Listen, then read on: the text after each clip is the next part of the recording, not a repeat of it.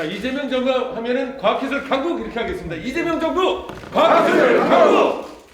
존경하는 과학기술인 여러분 감사합니다. 이렇게 이재명 후보 지지 선언을 해주신 참여하신 모든 과학기술인 여러분께 존경과 감사를 드립니다. 지금까지 500여 명의 과학기술인께서 온라인을 통해 지지 서명에 동참해 주셨다고 들었습니다. 든든하고 감사한 마음입니다. 현재 세계는 치열한 과학기술의 경쟁을 벌이고 있습니다.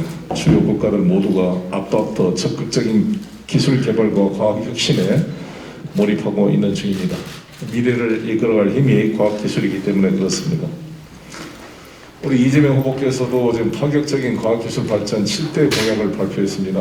과학기술 부총리제 도입을 비롯해서 이렇게 했는데 사실 우리 노무현 정부 때 과학기술 부총리 제도가 있었잖아요. 그래서 오명 장관님을 모셨습니다. 저는 오명 장관님을 높게 평가하는데 아시다시피 오명 장관께서 최신부 장관을 맡았습니다. 그때만 하더라도 행정고시 합격자들이 최신부가 가장 깊이 부서였습니다. 같이 술자리에 가면 우체국장이냐고, 이 술자를 안 따라주면 우체국장 술자이냐고 이게 농담이 있을 정도로 깊이 부서였습니다. 그런 것을 우리 오명 장관께서 최신부를 정보통신부로 바꾸고 TDX를 800억을 투입해서 당시 국가 R&D로는 가장 많은 규모의 개발 투자를 해서 자동 변환기를 개발을 해냈습니다. 따라서 장거리 전화가 바로 가능해지고 전국을 단일 통합권으로 된 DDD 체제를 만들어서 하루만 신청하면 전화가 나오는 대한민국 시대를 만들었습니다. 이 망에다가 음성이 아니라 데이터가 이 망을 통해 흐를 수 있도록 개방함으로써 IT 산업의 토대를 만들었고 이것이 김대중 대통령 시대에 꽃을 피웠습니다. 그래서 저는 오명 장관을 지금도 높게 평가를 하고 있습니다. 그때 오명 장관을 제가 모시고 나로 발사를 그 현장을 가서 제 고향 고흥에 갔는데 그때 페어링 분리가 안 된 바람에 실패를 했잖아요. 근데 그때 저는 이제 이런 말씀 하시더라고요. 오명 장관께서 그래도 자신이 부총리가 되다 보니까 경제 관련 산자부 장관이나 경제부처를 모아놓고 우리나라 발명가들이나 벤처들이 개발한 제품을 처음에 누가 써줘야 레코드가 생겨가지고 다음에 될 거 아니겠어요? 처음부터 업적과 이 실적이 있는 기업이 어디가 있겠습니까? 내가 아무리 좋은 기술을 개발해도 누가 써주지 않으면 외국 기술 계속 갖다가 쓰고 누가 책임을 지지 않기 때문에 잘못 이 기술 썼다가 실패하면 감사원의 감사에 걸리고 과감한 결정을 못하니까 우리나라의 좋은 기술들이 한번 실력을 발휘할 기회를 얻기가 쉽지가 않는 것입니다. 그런데 본인께서 과기 부총리가 되다 보니까 일반 산자부 장관에게 이 기술을 써라고 권유를 할 수가 있고 아시다시피 러시아 기술을 확보해서 나로 비록 실패를 했지만 그 힘을 기술이 이번에 누리호의 발사가 거의 90% 성공하는 그런 저희 로켓 발사 역량을 키워왔다고 생각합니다. 이런 것들이 중요해서 우리 이재명 후보께서 과기 부총리제를 다시 복원하고자 하는 것은 바로 이러한 생태계를 주도해서 만들어낼 수 있기 때문이라고 생각합니다. 저는 지난번에 국민의힘 대선 후보 경선에 4분이 나오셨는데 그때 일경 3검이라는 말을 유승민 후보가 했습니다. 유승민 후보 혼자 경제 전문가고 나머지 3분은 다 검사를 하시던 분입니다. 윤석열, 홍준표, 원희룡 이 3분 다 아시다시피 검사 출신 아닙니까? 저는 대한민국 검찰, 검사가 범죄를 진압하고 정의를 세우는 데 중요한 역할을 하고 있는 국가기관이라고 저는 생각합니다. 일선 현장에서 범죄와 싸우고 있는 많은 검사들의 존경과 감사를 보냅니다.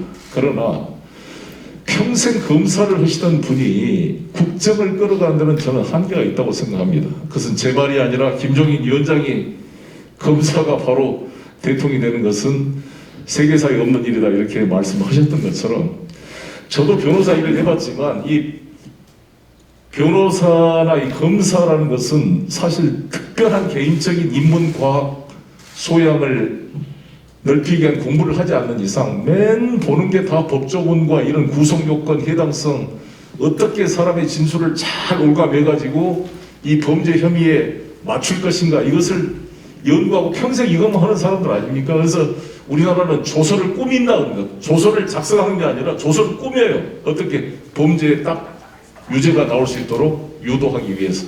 이러한 기술을 배우던 사람들이 이 과학기술과 인문과학을 이해하기는 쉽지가 않습니다. 그래서 제가 최근에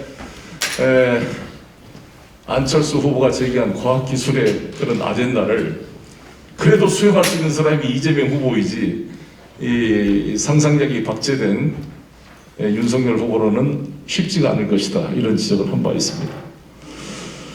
최근에 우리가 이제 AI 시대 인공지능도 저희 문재인 정부에서 광주에 거점 도시를 만들어서 약 3천억이 넘게 2024년까지 예산이 투입될 것입니다. 우리 이재명 정부는 그 이후 2단계로 광주 AI 본부를 더 발전시켜 나갈 것입니다. 동시에 이제 에너지 문제가 가장 큰데,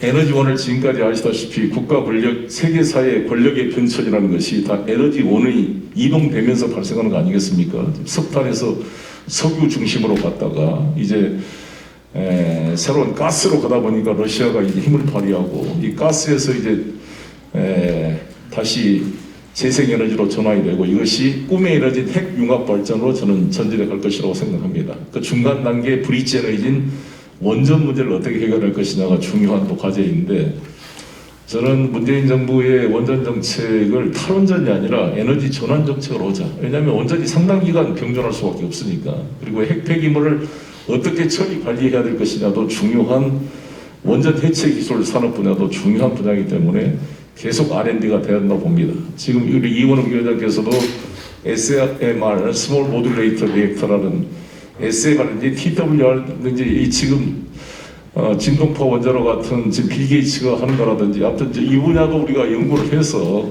어떻게 중간 브릿지 에너지가 될 수 있도록 해야 될 것이냐가 필요하다고 봅니다. 전국적으로는 핵융합에 대한 연구도 필요하고요. 이러한 분야에 있어서 또 우리 문재인 정부가 추구했던 수소경제를 어떻게 또 발전시켜 갈 것인지, 함께 지급에 있는 우리 재생에너지 비율을 획기적으로 늘리는 방안이라든지 이런 분야에 대해서 계속 노력하고, 드디어 우리 문재인 정부에서 지금 추진했던 한전공과대학이 내년 3월에 개교를 합니다. 보니까 24대 1의 경쟁력으로 최고의 그런 우수한 인재들이 모이고 있습니다. 이걸 통해서는 에너지의 생산과 전달과 이런 보관, 이런 소위 이 배터리 산업이나 에너지의 그런 하이 그리드 산업 분야에 있어서도 아주 연구 개발할 게 한두 가지가 아닙니다. 사실 여러 가지 배전 시스템도 마찬가지고 슈퍼 그리드 문제도 마찬가지고. 그래서 이런 분야를 적극적으로 뒷받침해서 우리 이재명 정부에서는 과학 기술이 대한민국의 미래를 끌어갈 수 있도록 적극 뒷받침해 가겠습니다. 여러분들이 정말 과학기술인들이 힘을 모아주셔서 내년 3월 9일 다시 한번 우리 민주당과 우리 이재명 후보가 국민의 신임을 얻게 된다고 한다면 5월 9일 대통령 취임 때까지 2달 기간 동안에 우리 과학기술인들의 지혜와 이것을 잘 모아서 새로운 정부의 과학기술 정책이 내실 있게 될 수 있도록 노력하겠습니다. 다시 한번 참여해 주신 여러분께 존경과 감사를 보내고, 마지막까지 정말 대한민국 미래를 개척해 간다는 심정으로 이 상상력이 박제된 이 기득권의 이 검찰 출신들의 검찰공화국으로 대한민국을 후퇴시킬 것인지, 정말 달 착륙의 목표로 새로운 미래 우주로 가는 이런 새로운 시대를 이재명과 함께 열어갈 것인지 다 중요한 순간입니다. 여러분의 지지를 확산시켜 주실 것을 부탁을 드리겠습니다. 감사합니다.